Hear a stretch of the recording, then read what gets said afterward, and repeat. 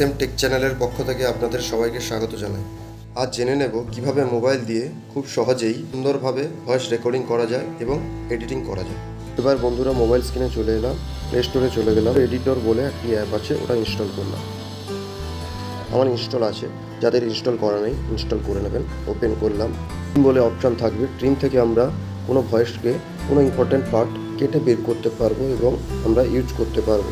তারপর মার্জ অর্থাৎ দুটো সং একসাথে অ্যাড করতে পারবো, নেক্সট করলে অ্যাড হয়ে যাবে। ভিডিও থেকে ভয়েস আলাদা করতে পারবো এখান থেকে। এরপর মেন চ্যাপ্টারে চলে আসি, এটা হলো রেকর্ডার। এই রেকর্ডার থেকে আমরা সুন্দরভাবে রেকর্ডিং করতে পারবো মোবাইল ফোনের মাধ্যমে।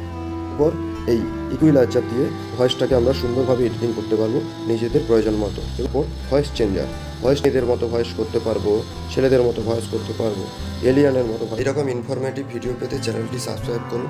সবাই ভালো থাকবেন।